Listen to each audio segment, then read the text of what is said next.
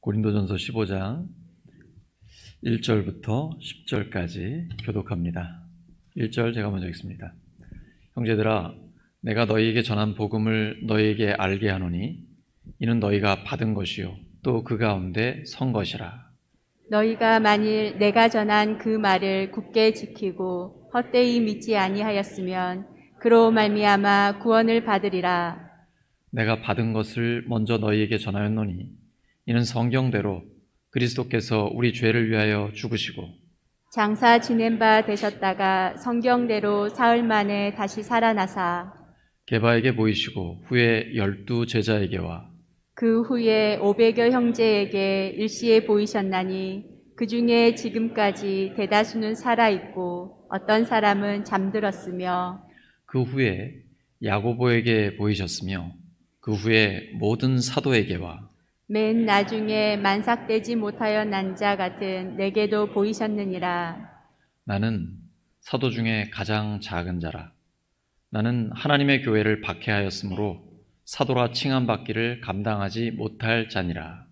그러나 내가 나된 것은 하나님의 은혜로 된 것이니 내게 주신 그의 은혜가 헛되지 아니하여 내가 모든 사도보다 더 많이 수고하였으나 내가 한 것이 아니요 오직 나와 함께 하신 하나님의 은혜로라. 아멘. 추수감사절 오직 은혜와 감사, 오직 은혜와 감사라는 제목으로 하나님의 말씀 전하겠습니다. 시골에서는 11월 12일 정도가 되면 벼 수확이 다 끝납니다. 그리고 이제 첫 서리가 내리기 전에 밭작물들도 다 거두게 되죠. 그래서 이 즈음 되면은 실제 시골교회 성도들이 논밭에서 수확한 것들을 교회에 가져옵니다. 그 중에서 가장 좋은 것들만 골라가지고 이렇게 강단을 장식을 하죠. 정말 행복한 풍성한 추수감사절을 하나님 앞에 드리게 됩니다. 한 해 동안 하나님께서 주신 은혜에 감사하면서 그 결실을 하나님께서 주신 것이라 믿고 믿음의 고백을 가지고 하나님 앞에 감사와 찬양을 올리게 됩니다. 오늘 우리 교회는 뜻깊은 추수감사절을 맞게 되었습니다. 하나님께서 주신 영혼 구원의 열매를 거두는 날이기 때문입니다. 하나님께서 우리 교회를 세우신 목적이 거기에 있죠. 영혼을 구원해서 제자 삼고 그리고 하나님 나라의 아름다움을 드러내는 것입니다. 우리 교회는 올해 들어 첫 번째 세례 예식을 갖게 되었습니다. 오직 하나님의 은혜입니다. 하나님께 진심으로 감사드립니다. 잠이 안 오더라고요. 막 가슴이 뛰어가지고. 여러분 너무 좋죠? 너무 좋죠? 교회는 세례하는 날이 제일 좋은 날이에요.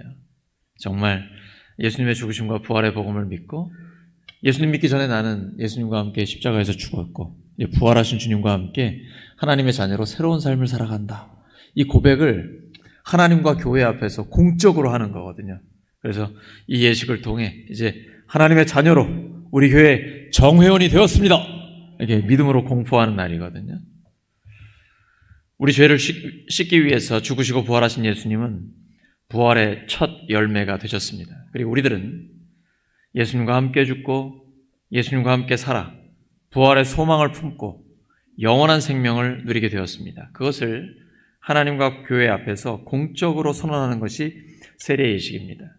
저는 중학교 3학년 때 여의도 순복음교회에서 침례를 받았습니다. 8살 때부터 어머니를 따라서 여의도 순복음교회를 다녔거든요. 세계에서 제일 큰 교회입니다. 주일이면 수도권에 서울 곳곳으로 다 대형 버스를 보냅니다. 그러면 지역마다 성도들을 태우고 여의도로 집결을 하게 되죠. 성전에 한번 모이면 모일 때 2만 명이 모일 수 있습니다. 근데 들어갈 때 빈틈없이 빽빽하게 들어가고요. 앉을 자리도 없습니다. 서서 예배드리는 분들도 많고요. 끝나고 나면 그냥 쫙 파도처럼 이렇게 쏟아져 내려가는 것을 어릴 때 보면서 자랐습니다. 그것도 주일에 7부까지인가 예배가 있었던 것으로 기억이 납니다. 주일에 제가 예배를 드리러 가면 어머니께서 제 손에 500원을 이렇게 헌금 드리라고 딱 주세요. 그러면 여의도 순복음교회 지하에는 참 좋은 매점이 있습니다. 그 500원 가지고 아주 맛있는 라면 먹고 또 거기 전자오락실이 잘 구비가 되어 있어가지고 막 갤러그 열심히 하고 예배는 안 드리고 땡땡이 쳤던 기억이 생생합니다. 근데 제가 어려서부터 교회를 다니다가 나이가 돼서 이제 침례를 받았거든요. 근데 고등학교 2학년 때가 되니까 심각한 고민이 생겼습니다. 사춘기 접어들어서 제가 어디에서 와서 왜 살고 무엇을 위해 살다가 도대체 어디로 가는 건가, 이게 풀리지가 않는 거예요. 성경을 읽어보면 손 다 뻥 같습니다. 무슨 어린애 도시락 가지고 남자만 5,000명이 먹고 예수님 물 위로 걸어 다니고 지팡이를 가리키면 바다가 갈라지고, 이게 다 거짓말 아닙니까? 이런 게 어떻게 믿어져요? 그래서 저는 교회 가기 싫다고 그랬습니다. 안 믿어진다고. 또 전도사님들이나 이제 교회 선생님들 많이 있으면 질문을 엄청 던졌어요. 성경 읽다가 궁금한 거. 너는 무슨 질문이 이렇게 많냐? 혼나는 거예요.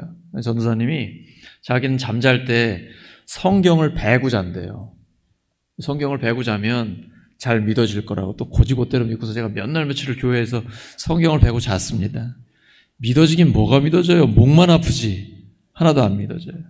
근데 어느 날 제가 그래도 아버지 어머니 무서우니까 교회에 따라가가지고 예배를 드리는데 찬양 시간에 하나님이 임하시더라고요. 찬양은요, 그 자체가 예배입니다. 준비 찬양은 없어요. 찬양 자체가 예배입니다. 그 찬양을 드릴 때 하나님께서 임재하십니다. 그 하나님을 경험하게 된 거예요. 전 너무 놀랐고 하나님이 살아계시다는 것을 찬양 중에 체험하게 됐습니다. 어린 나이에 고등학교 때 그 하나님을 더 깊이 알고 싶었어요. 그래서 신학과, 서울신대 신학과를 지원하게 됐습니다. 목사가 되려고 한 게 아닙니다. 그냥 성경을 더 알고 싶어서 간 겁니다. 믿음도 별로 없는 사람이 신학을 전공하게 됐습니다. 근데 신앙이 없는 사람이 신학을 전공하면 엄청 헷갈립니다. 신학자들은 사람 헷갈리게 하는데 명수입니다. 특별히 독일을 중심으로 한 자유주의 신학자들은 성경을 하나님의 책으로 그 권위를 인정하지 않습니다. 일본 소설책이나 다른 책들과 동일한 책이라고 봐요. 그냥 종이 쪼가리라고 생각합니다. 그러다 보니까 신앙이 없는 사람이 그러한 신학을 접하게 되니까요, 신앙을 잃어버리게 되더라고요. 공부도 하기 싫고 신학을 공부하는 이유를 찾을 수가 없어요. 그래서 F를 4개를 맞았습니다. 학사 경고를 2번 받았습니다. 한 번 더 받으면 잘립니다. 제적당합니다. 그래서 2학년 마칠 때 어차피 갈 거 빨리 군대나 가자 해가지고 그냥 도살장 끌려가듯이 기차 타고 춘천 백이보로 갔습니다. 강원도 인제에서 군생활을 하게 되는데요. 잘 아시죠? 인제 가면 언제 오나 원통에서 못 살겠네. 거기에 있었습니다. 진짜 2월 군번으로 죽을 고생 다 했습니다. PRI 하는데 그게 왜 PRI인지 아시죠? 피가 나고 알이 배기고 이가 갈리는 훈련입니다. 하니까 너무 간절해지는 거예요. 하나님 저희 고생하고 있습니다. 하나님 제발 만나주세요. 도와주세요. 그랬더니 하나님의 위로도 있고 그때는 좀 하나님을 경험하는 것 같았습니다. 근데 짬밥을 먹다 보면 이제 노련해지거든요. 고참이 되면 별로 안 어렵습니다. 다 그냥 신참들 시켜버리고요. 그러다 보니까 좀 신앙이 느슨해졌어요. 그러다가 제가 제대를 25살 4월에 했는데요. 4월에 있는 첫 번째 부활절 아침에, 제가 한 건 없습니다. 부활절 아침이니까 부활의 기사를 요한복음 20장, 21장을 통해 그냥 읽고 있었습니다.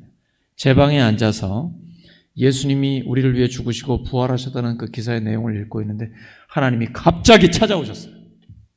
제가 한 거 아무것도 없습니다. 제가 노력한 건 아무것도 없어요. 근데 하나님이 저를 찾아오셨어요. 그 순간 세상을 다 얻은 것 같았습니다. 정말 모든 걸 얻은 것 같아서 눈물 콧물 흘리면서 하나님 진짜 살아계시군요. 예수님이 부활하셨다는 게 믿어지는 거예요. 믿어지는 겁니다. 그래서 저는요, 예수님은 믿어진다고 믿습니다. 하나님은 우리를 찾아오시는 분입니다. 근데 성경을 읽어보니까 진짜 그러시더라고요. 하나님이 아브라함을 찾아오세요. 어린 사무엘, 오늘 나은이나 시호처럼 어린아이들에게 그냥 찾아오세요. 그리고 빈들에 있는 세례 요한에게 하나님의 말씀이 임합니다. 많은 종교는 돌을 닦고 선을 쌓아서 이렇게 신을 찾아가지만 우리 기독교는요, 성경의 하나님은 우리를 찾아오십니다. 그때 저는 인생의 전환점을 맞이했습니다. 하나님이 살아계시다는 것을 정말 깊이 경험했고 예수님의 부활이 믿어졌습니다. 부활하신 주님과 동행하게 된 것이죠. 오늘 본문의 내용은 사도 바울의 그런 경험의 내용입니다. 예수님 믿는 사람 핍박하던 사도 바울, 그냥 놔뒀으면 계속 박해만 했을 겁니다. 근데 부활하신 주님이 그를 찾아오셨습니다. 그리고 주님을 믿게 만들어 주셨습니다. 그때부터는 교회의 박해자가 변화돼서 교회를 개척하는 사람이 되었습니다. 그리고 그가 고백하는 거예요. 성경대로 예수님은 우리를 위해 죽으시고 장사되셨다가 성경대로 다시 살아나셨습니다. 그리고 그 부활의 주님을 육안으로 본 사람이 500명이 넘고요. 고린도전서를 기록할 때 태반이나 살아있었습니다. 언제라도 부르면 와서 내가 내 눈으로 그 부활하신 주님을 봤다라고 증언할 수 있는 그러한 책이 바로 고린도전서입니다. 우리는 그 사도들의 고백을 믿는 것입니다. 바울은요, 내가 먼저 받았고 그 전에 받은 복음의 내용을 이제 여러분에게 전해주고 있습니다라고. 이게 권위거든요. 이 고린도전서라는 성경 기록의 권위가 여기에서 나온 거예요. 자기 마음대로 한 게 아니라 성경대로 죽으셨다가 묻히시고 성경대로 부활하신 그 주님을 내가 만났습니다. 이제 오늘 세례를 받는 우리 세례 대상자들은 바로 그런 고백을 갖고 있는 겁니다. 성경대로 믿고 성경대로 구원의 확신을 가지고 이제 하나님 앞에 제가 이제 예수님을 믿고 하나님의 자녀로 새로운 삶을 출발합니다. 그리고 오늘 우리 모든 성도들은 이 세례를 받고 있는 세례 대상자들, 새롭게 우리의 정회원이 되는 세례교인들을 위해 축복하면서 다시 한번 구원의 감격이 새로워지고 처음 사랑을 회복하는 시간이 되시기를 예수 그리스도 이름으로 축원합니다. 오늘 말씀 정리합니다. 성경대로 그리스도께서 우리 죄를 위해 죽으시고 성경대로 다시 살아나셨습니다. 우리도 성경대로 믿고 성경대로 살기를 소망합니다. 그때 성경이 실제로 우리의 삶에 이루어지게 됩니다. 하나님의 은혜로 복을 믿은 우리 모두 오직 하나님의 은혜로 사명을 감당하고 감사로 하나님께 영광 돌리기를 예수 그리스도의 이름으로 축원합니다.